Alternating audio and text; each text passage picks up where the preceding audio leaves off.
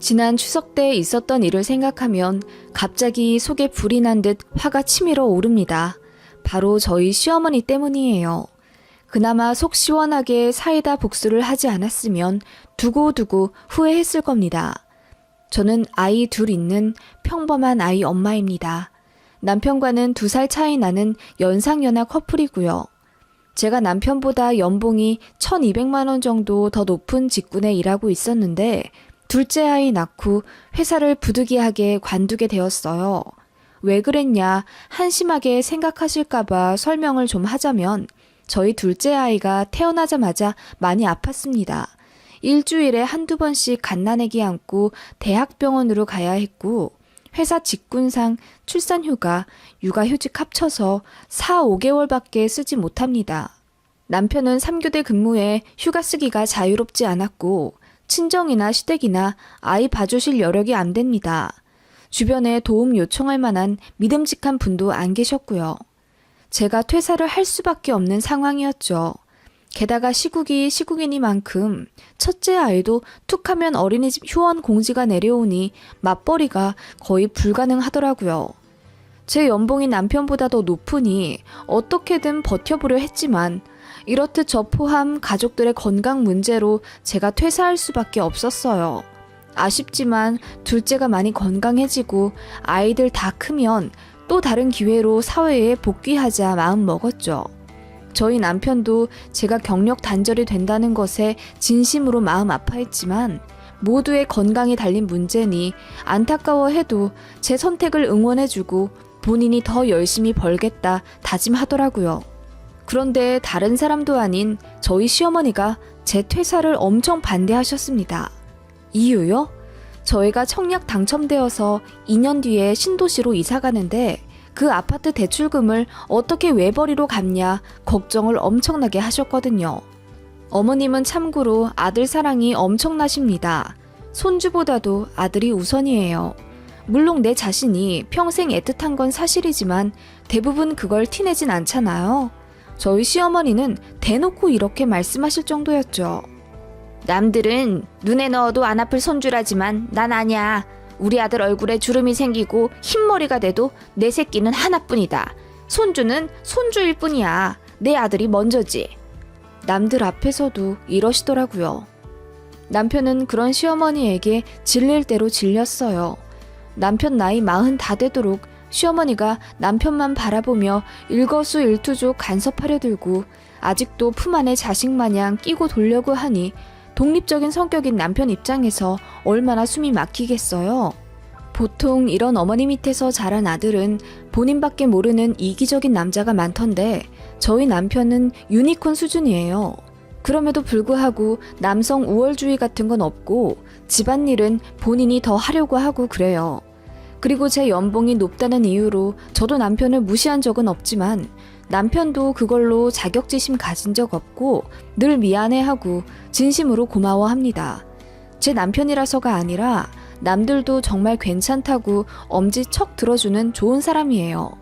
저희 시어머니와의 사연에 대해 얘기를 하자면 먼 과거까지 거슬러 올라가야겠네요. 시어머니는 상견례 때까지 어머님의 속마음을 내비치지 않았어요. 남편이 단돌이 시켰다 하더라고요. 알고 보니 저 전에 사귀던 여자가 있었는데 시어머니가 도를 넘어도 한참 넘었다고 하더라고요. 일개 여자친구일 뿐인데 매일같이 전화 걸어서 우리 아들 운동화가 많이 더럽던데 좀 빨아라. 세탁소에 맡기면 황변 생기니 네가 네 손으로 빨아서 그늘에 말려라. 데이트하면 외식하지 말고 네가 좀 식사를 차려서 울 아들한테 해줘라. 데이트 비용은 적당히 반반씩 내라 등 듣기만 해도 현기증 날 만한 경악한 소리를 전 여친에게 하셨다네요. 당연히 도망가죠. 그런 소리를 듣고 옆에 붙어있을 여자가 어딨겠어요. 그래서 남편이 울고불고 난리치며 내가 사귀는 여자한테 또 이러면 어머니고 뭐고 평생 안 보고 숨어 지낼 거다 화냈다네요. 그 이후로 충격받아 아들한테 미저리 짓을 끊으셨대요. 저랑 사귈 때도 시어머니는 제가 마음에 안 들어 미치겠음에도 단 한 번도 본인의 진심을 내비치지 않고 꾹 참으셨나 보더라고요. 상견례 때도 마찬가지였습니다. 너그러운 시어머니 코스프레를 해서 저희 부모님도 깜빡 속으실 정도였으니까요. 아들 가진 갑질을 하고 싶으셨을 텐데 얼마나 참으셨을까요? 결국 결혼하고 나서 한번 제대로 터졌습니다. 신혼여행 다녀와서 시댁에 인사드리러 갔는데 정말 황당한 이유로 세댁 신고식 제대로 하며 혼났습니다. 물론 남편이 자리 비워 집에 없을 때 몰래요. 남편이 편의점 볼 일이 있어 시아버지랑 잠깐 나갔었고 저는 시댁 강아지랑 웃으면서 놀고 있을 때였어요. 갑자기 짝 소리와 함께 등짝이 갈라질 듯 아프더라고요. 놀라 뒤돌아보니 시어머니가 도끼 눈을 하고 저를 쳐다보며 서 계시더라고요. 아까 다 같이 식사할 때까지만 해도 참 자애롭고 부드러웠던 시어머니셨는데 한순간에 그렇게 돌변해서 다짜고짜 제 등짝을 때리시니 황당하지 않을 수 있나요? 제가 놀라 물었죠. 어머니, 저를 왜 때리세요?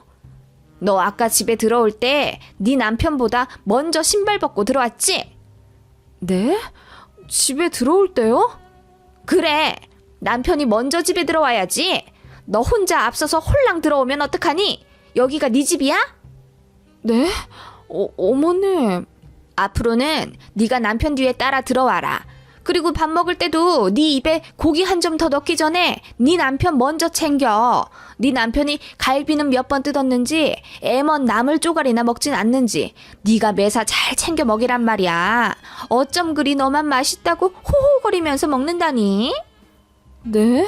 어머님, 그건 어머님이 해주신 음식이 맛있어서. 아니, 그거야. 그때 남편과 시아버지가 현관을 열고 들어오셨고 시어머님은 갑자기 180도 표정과 말투를 바꾸시며 어머, 벌써 왔어? 나는 새액이랑 커피 한 잔 내려 마시려고 하시며 웃으시더라고요. 그 모습에 머리카락이 쭈뼛 서는 듯 했어요. 이게 시집살이라는 건가? 치짜지지, 바로 이런 거구나. 나 큰일 났네 하는 생각이 마구 들기 시작했고 낯선 시댁에서 갑작스러운 시어머니의 갑질을 당하다가 반가운 얼굴을 보니 저도 모르게 눈물이 왈칵 쏟아졌습니다. 그렇게 남편과 시부께서 당황스러워 제게 왜 우냐고 건네 묻는데 저 멀리서 발을 동동 구르던 시어머니가 저보다 더 크게 울음을 터뜨리기 시작하시더라고요. 새애기가 좀처럼 마음을 열지 않네. 서로 싸우지 말고 잘 살라고 시애미 된 마음으로 한마디 한 게 그렇게 기분이 나빴니? 그래, 내가 그냥 아무 말 안 할게. 새애기야, 편하게 쉬다 가라. 나는 그냥 안방에서 문 닫고 있을란다 하시며 흐느끼시고 안방으로 가시더라고요. 그 바람에 남편이랑 시아버지가 좌불안석이었고 저는 시어머니의 이중적 모습에 충격을 받아서 그냥 아무 말 안 하고 시댁을 뛰쳐나와 버렸죠. 남편이 뒤이어 저를 따라 나오려고 하는데 시어머니가 울부짖으면서 제 남편이 저 못 따라 나오게 잡는 게 들리더라고요. 너무 황당했고 열받았어요. 그렇게 저 혼자 버스 타고 집에 왔었고 신혼집 도착해서 몇 시간 울었던 기억이 나네요. 남편이 몇 시간 뒤에 신혼집 도착해서 저를 안아주더라고요. 다행히 남편은 시어머니의 연극을 알아차렸어요. 엄청 싸우고 왔다더군요. 그래서 시어머님이 남편에겐 세상 자상하고 다정하지만 그 전에 전 여친한테 했던 전적이 있잖아요. 저랑 만나고 결혼하면서 절대로 전처럼 아들 만나는 여자한테 월권하거나 질투하지 않겠다는 다짐을 받아내긴 했지만 내심 본인 어머니의 그런 모습이 다시 나올까봐 경계했던 거죠. 시어머니가 억울해하면서 서로 이해하고 양보해가면서 잘 살으라고 한 소리 했고 그 소리 듣자마자 제가 소리를 지르면서 상관하지 말라고 했다네요. 남편은 당연히 그 말을 안 믿었죠. 맥락상 말이 안 되잖아요. 그래서 끈질기게 물어본 결과 시어머니가 거짓말한 게 들통났고 화가 난 남편이 이제 다시는 와이프 데리고 시댁 오지 않겠다고 선포하고 온 거라네요. 제가 시댁에서 시어머니와 있었던 일을 말하자 남편이 말하기를 에휴, 내가 그럴 줄 알았어. 내 엄마라지만 정말 이해도 용납도 안 돼. 사실 우리 엄마도 20살 되자마자 어린 나이에 시집와서 할머니한테 시집살이, 아니 가스라이팅이라고 해야 하나? 많이 당하셨거든. 남편이랑 아들이 그저 세상 최고인 줄 아셔. 엄마 당신도 여자이시면서 왜 그러시는지 모르겠어. 나는 남자지만 엄마의 그런 모습이 너무 숨막히고 반감이 들어. 그러면서 한숨을 내쉬더군요. 좀 병적으로 심하셨나 보더라고요. 그러면서 미리 자세히 말하지 못한 거 미안하다고 비는데 진짜 마음 복잡하더라고요. 그래도 자기 나름대로는 절대 며느리 힘들게 하지 않겠다고 각서도 써놓고 결혼했고 정말 많이 변하신 것 같았다고 하더라고요. 우리 엄마지만 답 없어. 그냥 당분간, 아니 우리 집은 나 혼자 가든지 할게. 넌 신경 쓸 필요 없어. 엄마한테도 제대로 말해 놓을게. 너한테 전화하거나 문자하지 말라고. 솔직히 안 받아도 될 스트레스잖아. 너 일도 바쁜데 우리 엄마 일로 힘들게 하는 거 내 자신이 용납이 안 돼. 너무 미안하고. 내 말대로 하자. 미안해 여보. 그렇게 신혼여행 다녀오자마자 저는 시댁의 발길을 끊게 되는 사연이 있었습니다. 친구들이 저더러 왜 명절에 시댁 안 가냐고 물으면서 부러워하더라고요. 저는 이런 속사정을 다 말하진 못하고 그냥 시댁에서 제사를 안 지내서 그렇다고 둘러댔습니다. 아무튼 그렇게 몇 년이 흘렀고 그 사이 첫째도 낳아 정신없이 키우게 되었어요. 시댁은 전에 말했다시피 남편만 갔고요. 제가 이제 아이도 많이 컸으니 데리고 시어머니 한번 보러 가야 하지 않겠냐 해도 남편이 나서서 그럴 필요 없다며 본인만 아이 데리고 시댁 가고 그러더라고요. 참고로 저는 시아버님이랑은 연락 자주 하고 만나 뵙기도 하고 그랬습니다. 시어머니만 안 봤어요. 어느 날 시어머니가 뇌혈관에 문제가 생겨서 쓰러지셨습니다. 지주막하 출혈이라고 많이 위험한 상황이었고 저도 몇 년 만에 아이 데리고 어머님 보러 중환자실 가고 그랬어요. 안 좋게 연락을 끊긴 했지만 그렇게 누워 계신 거 보니 마음이 안 좋더라고요. 남편도 너무 힘들어했고. 그런데 정말 기적적으로 잘 회복하셔서 말씀 약간 어눌해지신 것 빼고는 1년 정도 만에 건강을 되찾으셨어요.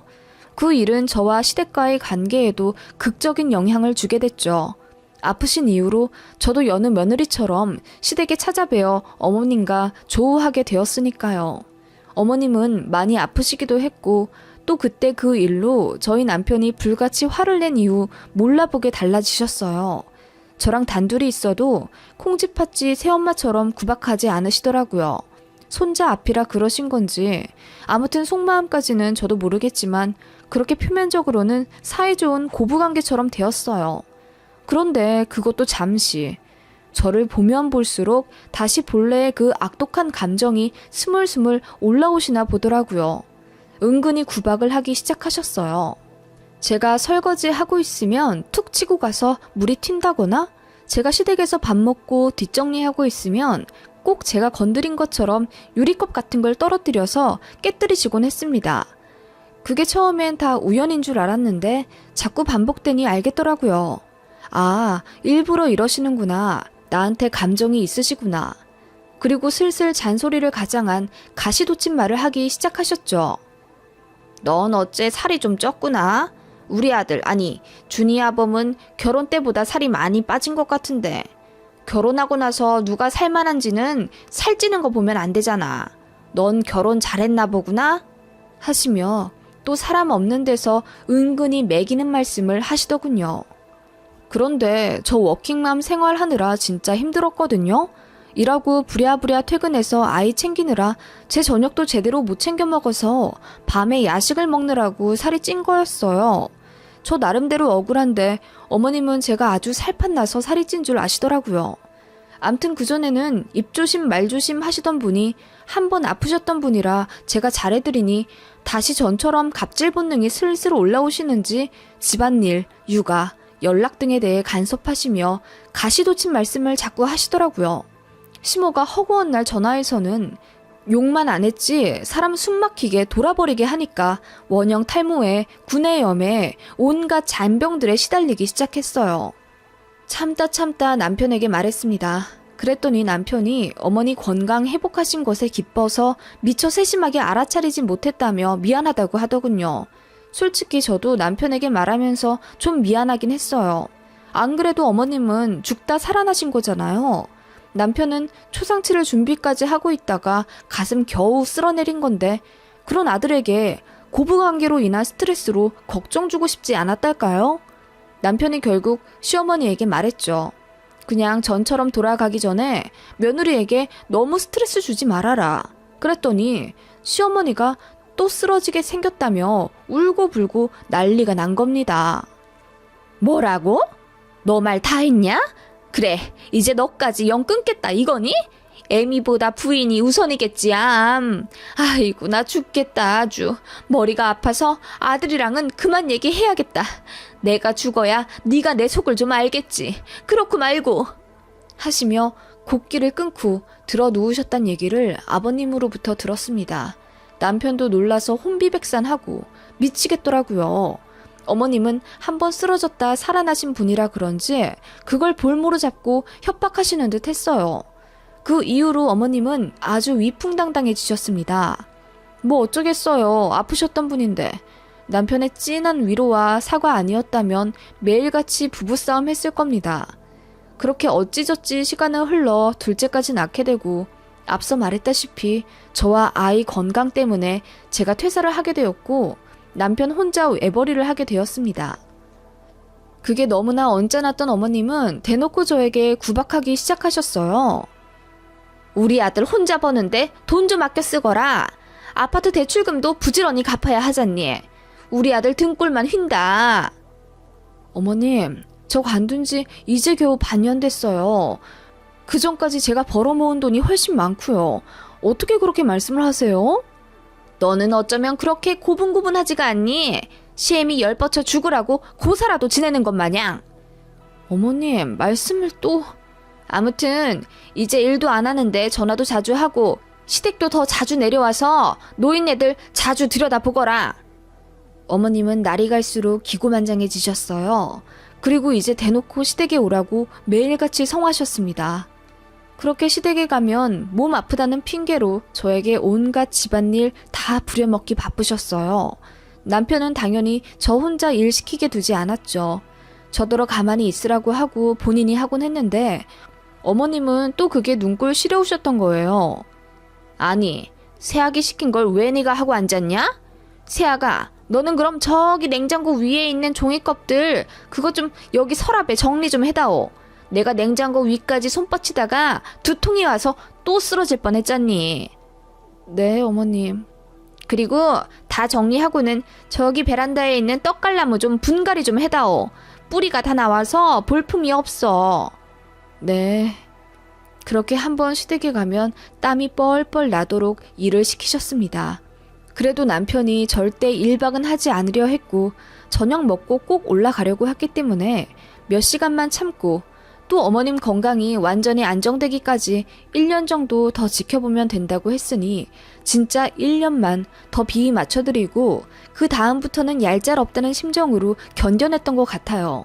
혹시 또 쓰러지셔서 잘못되기라도 하면 그 화살이 다 저한테 올 것 같았거든요. 아무튼 그렇게 시댁에서 힘들게 일하면 땀이 많이 났으니 샤워를 해야 했는데 이상한 일이 있었습니다. 머리 감을 때까지만 해도 따뜻한 물이 좀 나왔는데 샤워 중간에 보면 꼭 찬물만 나왔어요. 그런 일을 서너 번 겪으니 좀 이상하다 싶어 어느 날 씻고 나와서 시어머니에게 물었었죠. 어머님, 왜 씻다 보면 찬물만 나오죠? 보일러 고장난 거 아니에요? 글쎄, 노후되어서 고장났나? 우리가 쓸 때도 가끔 그렇긴 해. 보일러 점검을 좀 받아보셔야겠네요. 하고 넘어갔는데 정말 이상한 점은 남편이 샤워하거나 아이들 씻길 때는 그런 적이 단 한 번도 없다는 겁니다.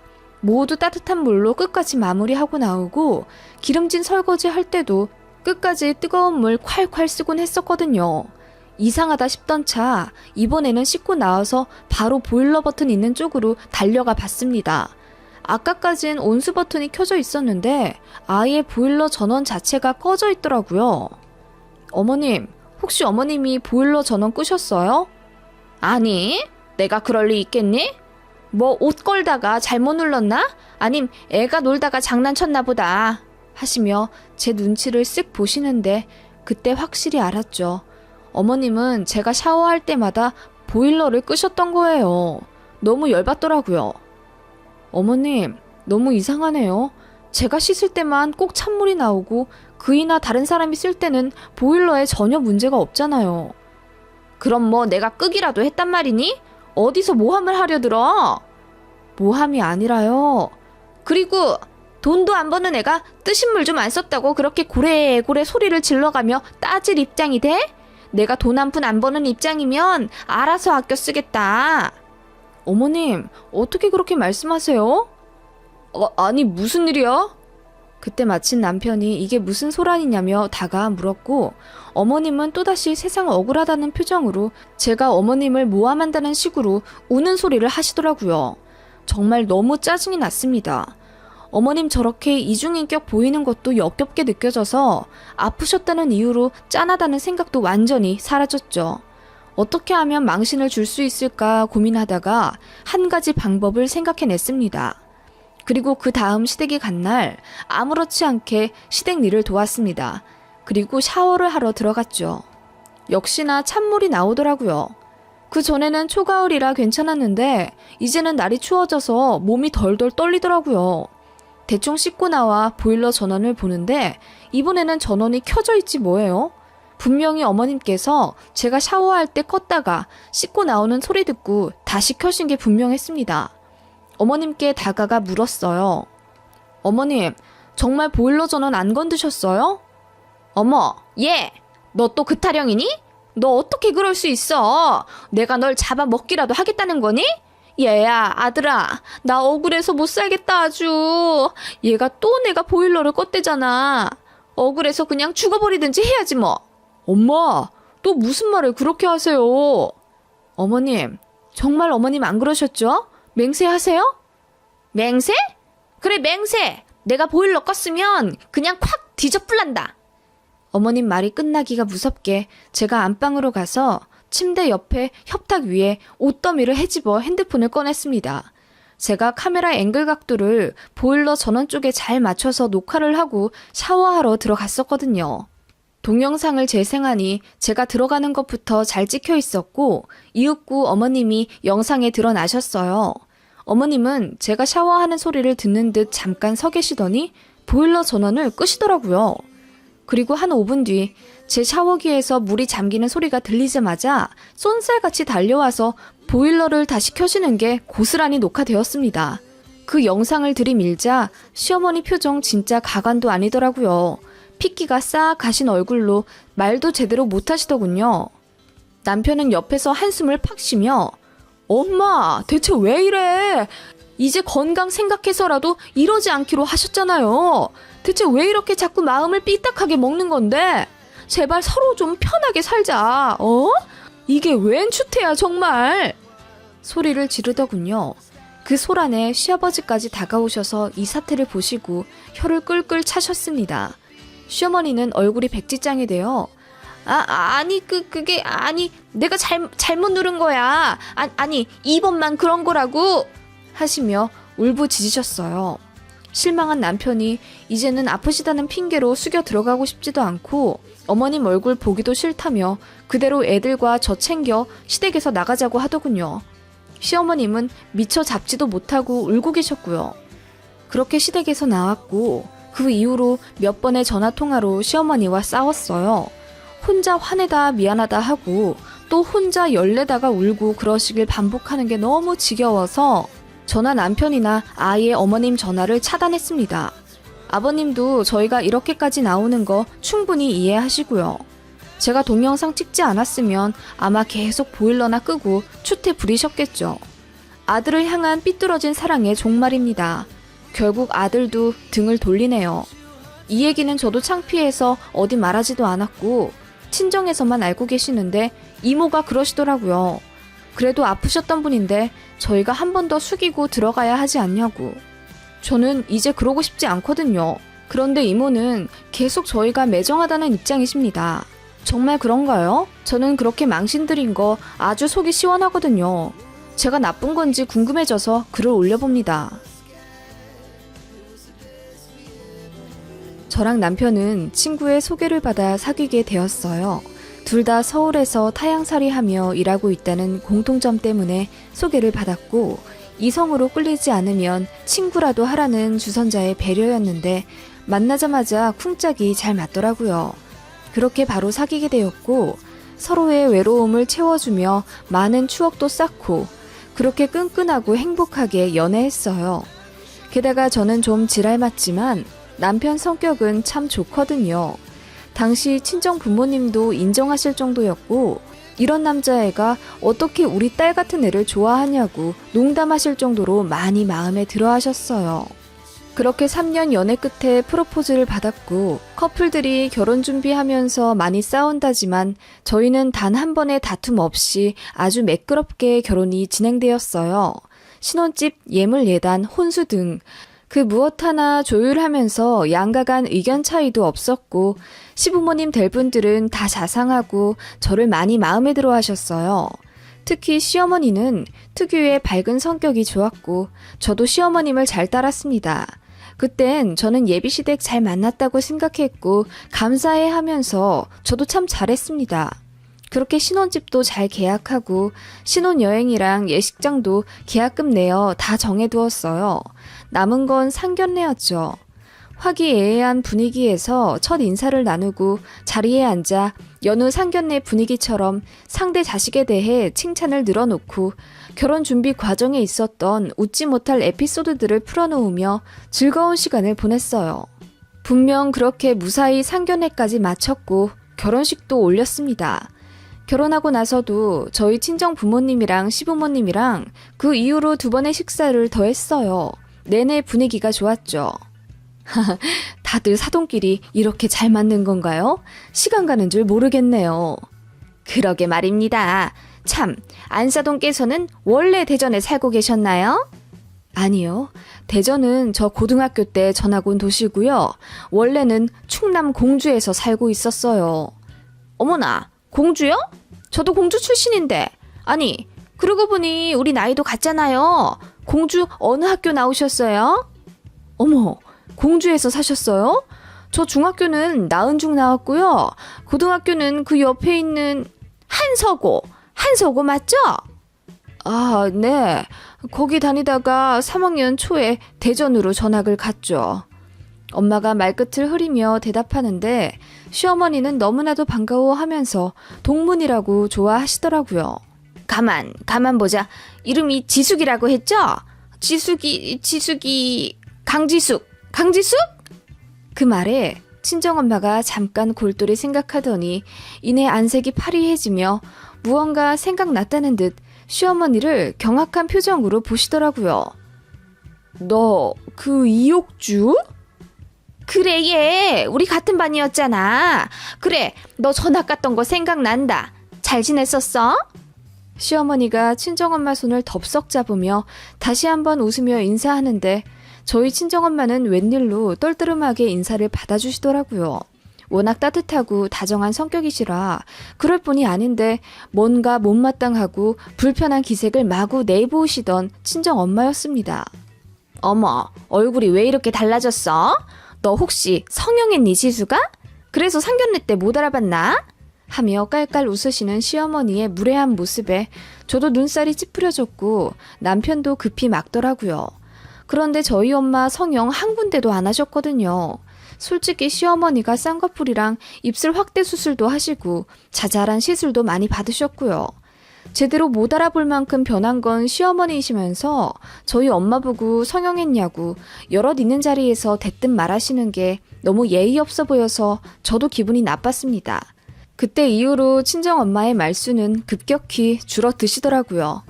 집으로 돌아오는 길에 엄마를 붙잡고 물었죠. 엄마, 괜찮아? 아까 기분 나빴지?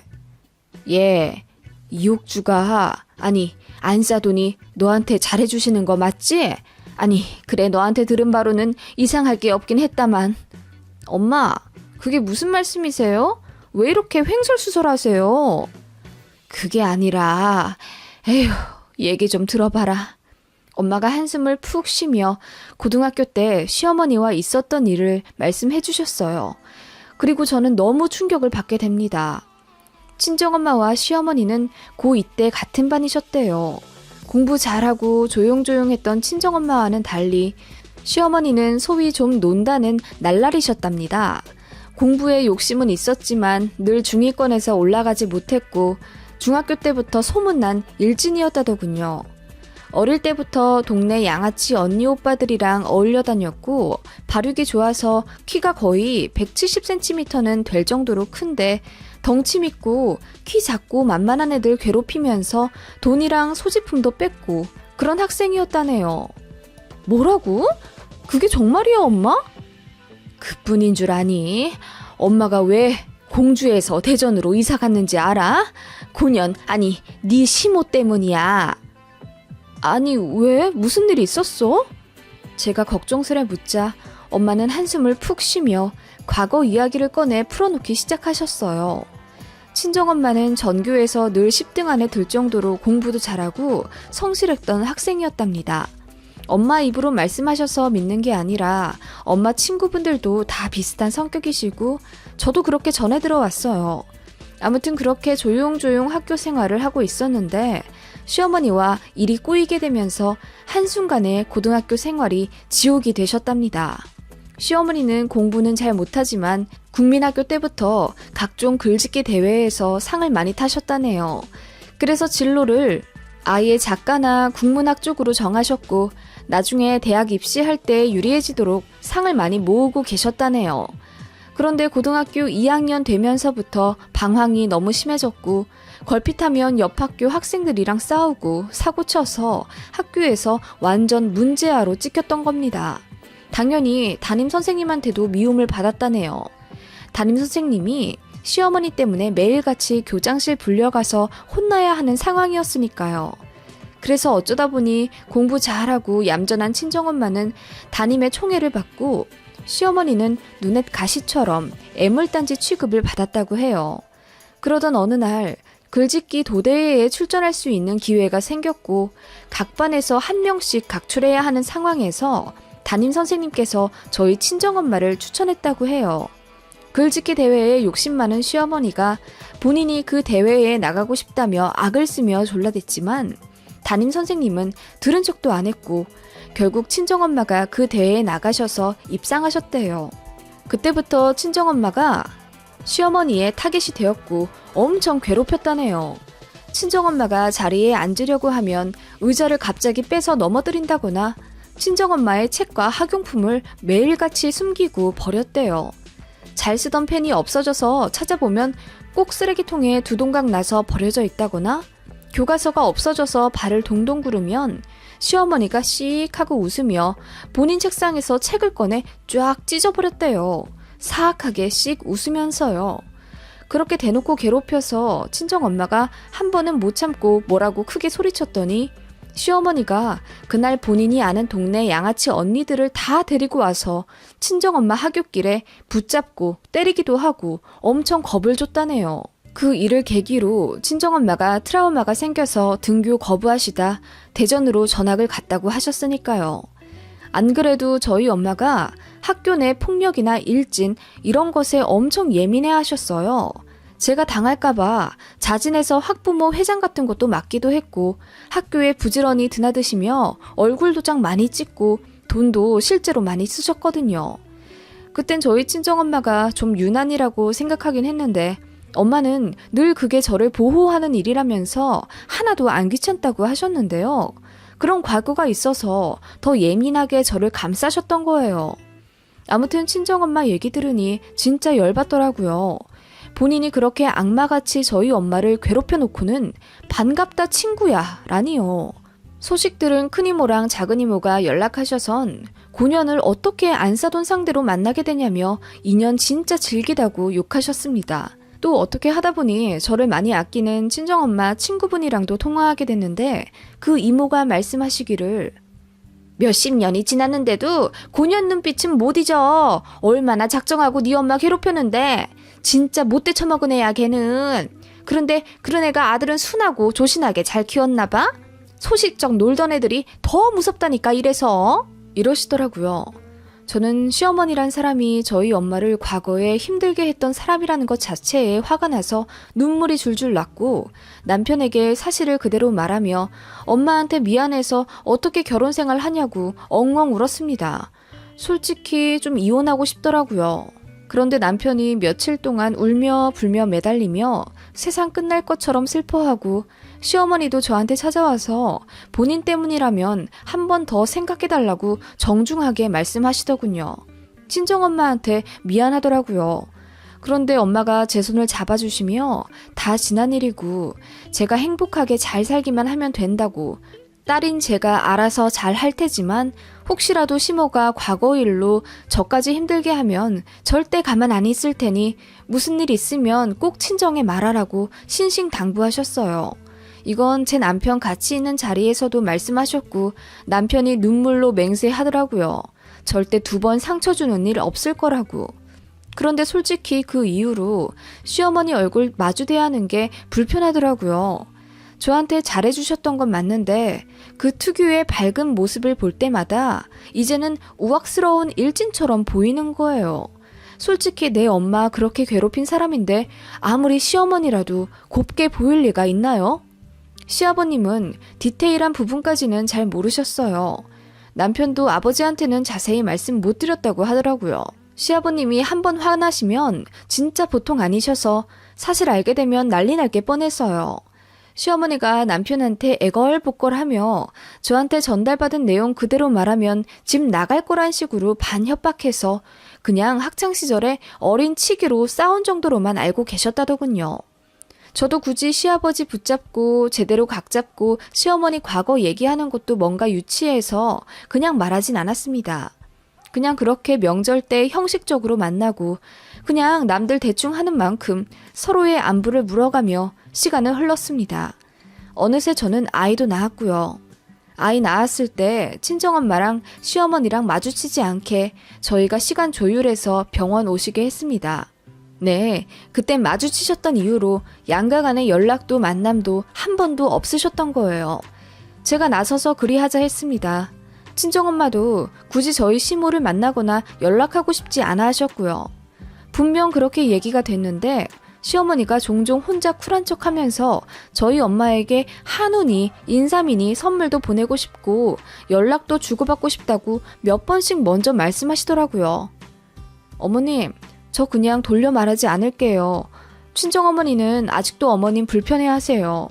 2분 아무리 지난 날이라도 어머님 심하셨던 건 다 아는 사실이잖아요. 그냥 이대로 서로 연락 주고받지 않고 지내시는 게 좋을 것 같아요. 저랑 지훈 씨만 잘 살면 되지 않을까요? 저희 어머니 얘기 그만하셨으면 좋겠어요. 그랬더니 혹시라도 시부가 제 목소리를 들을까봐 겁나셨던 건지 급히 제 말을 막으며 그래 알겠다 하시더라고요. 그런 식으로 저도 할 말 안 참고 다 했습니다. 모르겠어요. 친정엄마 대신 복수라도 하고 싶었던 건지 시어머니 앞에서 괜히 속마음 감추고 예의 차리고 싶진 않았습니다. 그렇다고 매번 매몰차게 대한 건 아니고요. 저도 할 도리 거진 다 했던 며느리라고 자부합니다.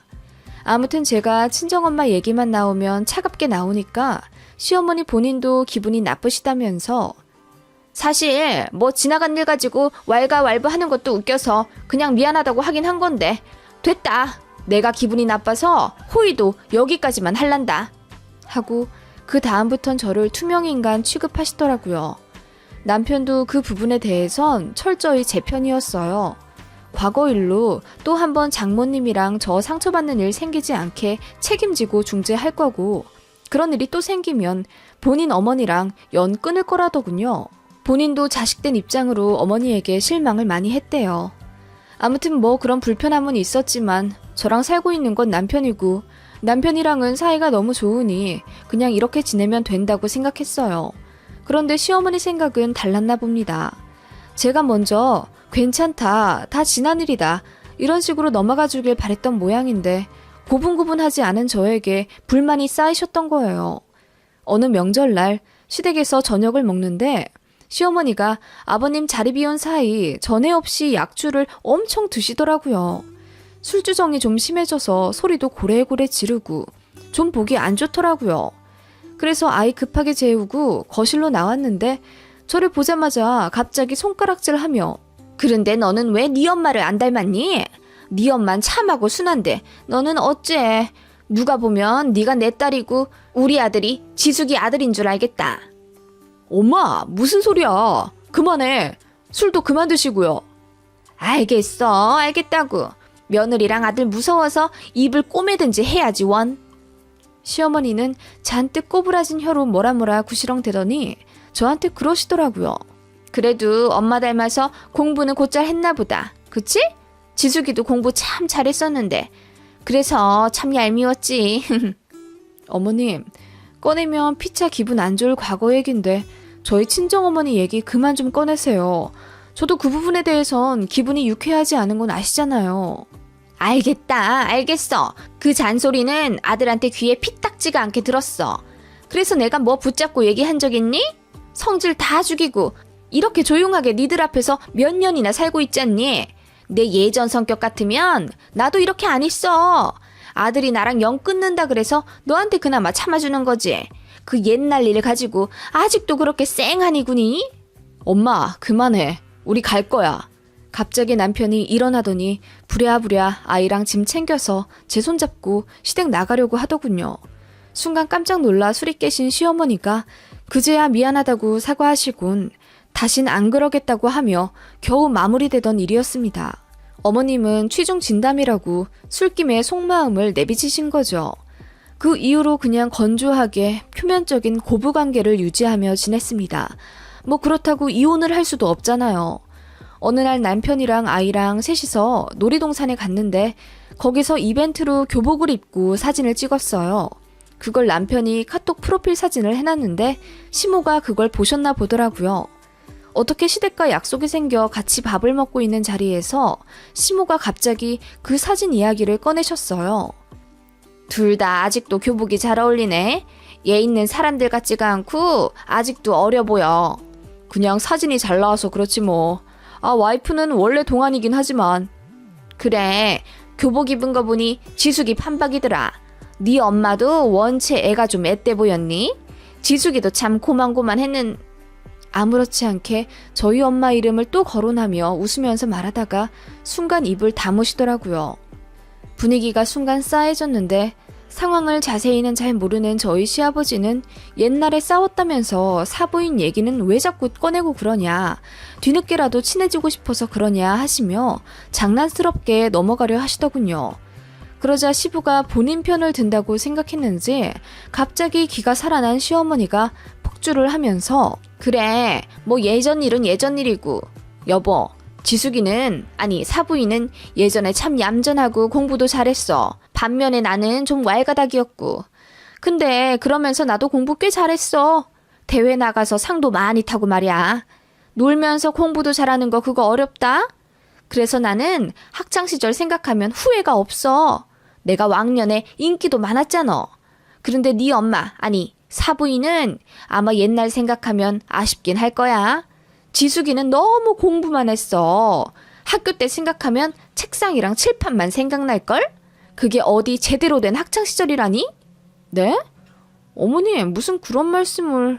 시어머니는 시아버지 앞에서 이미지 메이킹을 하려고 하시는 게 분명했습니다. 악랄하게 괴롭힌 일진이 아니라 놀 거 놀면서 공부도 하는 그런 말갈량이고, 친정엄마는 공부만 한 융통성 없는 조용한 학생이었다는 듯 말해 오셨던 것 같더라고요. 그래서 시아버지가 오해를 하고 계셨던 것 같아요. 오히려 저희 친정엄마가 시어머니에 대해 질투하고 한번 싸운 거 가지고 아직도 꽁에 있다는 식으로 말이에요. 열받더라고요. 그냥 넘어가주면 고맙게 생각하셔야 될 일 아닌가요? 그런데 딸인 제 앞에서 저희 엄마를 조롱하는 건 용서받지 못할 일 아닌가요? 왜 자꾸 건드리는지 이해가 안 가더라고요. 제가 얼굴이 울그락불그락 하니까 시어머니가 꼬시다는 듯 한번 웃더니 술김인지 계속 이야기하시는 거예요. 예전에야 그런 게 참한 스타일로 먹혔지만 요즘에야 뭐 그렇다니? 나 같은 스타일이 인맥도 좋고 취직도 잘 되는 거야. 팔방 미인이란 말도 있잖아. 학교 다니면서 교복도 좀 예쁘게 줄여입고 친구들이랑 땡땡이도 쳐야 우정도 쌓이고 시야가 넓어지는 거다? 네 엄만 너무 공부만 했어. 융통성도 없고. 솔직히 그건 찌질한 거지. 네? 찌질이요? 지금 찌질하다고 하셨어요, 저희 엄마가? 엄마, 그게 무슨 소리야? 저와 남편이 화들짝 놀라서 말하는데 시어머니가 눈 하나 깜짝 안 하고 계속 폭주하더군요. 아니 난 그냥 그런 스타일이 찌질하다는 거지. 뭐 그래도 나름 네 엄마 귀여웠어. 그런데 그런 엄마한테 어떻게 너 같은 딸이 나오는지 몰라? 근데 너는 너무 할 말을 다 해서 문제 같다. 지숙이는 나한테 한마디도 못했는데. 어머님, 지금 말씀 다 하셨어요? 제가 벌떡 일어나서 어머님한테 다가가 소리쳤습니다. 어머님, 우리 엄마가 어머님 때문에 얼마나 힘들었는지 아세요? 그래서 전학도 가신 거잖아요, 대전으로. 그거 아시면서 어떻게 이렇게 모른 척하고 조롱하실 수 있어요? 아니, 새끼야. 그 엄마들끼리 옛날에 한번 싸운 거 가지고 너까지 이렇게 나올 일이 있다냐? 시아버지가 저에게 불쾌하다는 듯 표정을 구기며 말씀하셔서 저도 한마디 했습니다. 일진은 늙어서도 일진이네요. 제 말에 시어머니가 더 놀라선 이 일진? 일진이라고 내가? 어머, 얘 미쳤니? 늙어서도 일진? 너 제정신이야? 소리를 빽 지르시더라고요. 순간 저희 룸이 아수라장이 되었고 시어머니는 저를 한 대 때릴 듯이 난동을 피우셨습니다. 남편과 시아버님이 그걸 막으시고요. 엄마, 사과해. 어떻게 그럴 수 있어? 뭘 사과해? 야, 그만 좀 하라 그래. 진짜 다 지난 일 가지고 무슨 아직까지 나더러 사과를 하라는 거야? 세월이 몇십 년 지났냐? 어쩜 그렇게 아직까지 찌질해 걔는? 새끼야, 나도 대충 얘기는 들었다만 네가 너무 심한 거 아니냐? 그 예전 일 별것도 아닌 것 가지고. 시부까지 심호 편을 들며 저에게 한 소리 하자 갑자기 눈물이 막 나오더라고요. 그래서 소리쳤어요. 아버님, 사람 징그럽게 괴롭혀서 전학까지 가게 만든 게 그냥 싸운 거예요? 어머님이 그냥 싸웠대요? 싸운 거 아니고요. 어머님이 일방적으로 저희 엄마 심하게 괴롭혔어요. 동네 양아치 언니 오빠들까지 이용해서요. 이유요? 말도 안 되는 트집 하나 잡아서요. 그것 때문에 엄마 트라우마 어마무시하게 생기셨어요.